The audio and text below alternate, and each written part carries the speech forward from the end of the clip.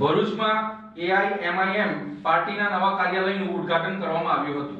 ભરૂચ શહેરમાં all India Majlis-e Ittehadul મુસ્લિમ પાર્ટીના કાર્યાલયનું ભવ્ય ઉદ્ઘાટન કરવામાં આવ્યું હતું। આ કાર્યાલયનું ઉદ્ઘાટન ગુજરાત પ્રદેશના ઉપાધ્યક્ષ તથા ભરૂચ જિલ્લાના પ્રભારી શાહિદ મંસૂરીના હસ્તે કરવામાં આવ્યું હતું। કાર્યાલયના ઉદ્ઘાટન પ્રસંગે પાર્ટીના આગેવાનો, કાર્યકર્તાઓ અને સમર્થકો મોટી સંખ્યામાં ઉપસ્થિત રહ્યા હતા। આ અવસરે એઆઈએમઆઈએમ પાર્ટીએ સંગઠનને વધુ મજબૂત બનાવવાના હેતુથી શહેર અને મહત્વપૂર્ણ જવાબદારી સોંપી હતી। આ કાર્યક્રમ દરમિયાન જફર શેખ એએમઆઈએમ પાર્ટીના ભરૂચ શહેર પ્રમુખ તરીકે વરણી કરવામાં આવી હતી। નવી વરણી સાથે જ પાર્ટી દ્વારા ભરૂચ શહેરના સામાજિક અને રાજકીય પ્રવૃત્તિઓને વધુ ગતિ આપવાનો સંકલ્પ કરવામાં આવ્યો હતો।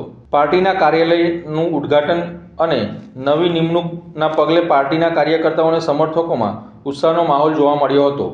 આગેવાનોએ ભવિષ્યમાં ભરૂચ જિલ્લા સંગઠનમાં વિસ્તરણ અને જનસંપર્ક વધારવા પર ભાર મૂક્યો હતો। આજે તારીખ 1/1/2026 દિવસે ભરૂચ ખાતે ભરૂચ શહેરના પ્રમુખ તરીકે જફરભાઈ શેખને શહેર પ્રમુખ બનાવવામાં આવ્યા। સાથે સાથે આવનારી નગરપાલિકાની જે ઇલેક્શન આવવાની છે એના માટેની તૈયારીઓ પણ કરવામાં આવી। આજે ભરૂચ શહેર ખાતે ભરૂચ શહેરની કાર્યાલયનું એક ઓપનિંગ કરવામાં આવ્યું।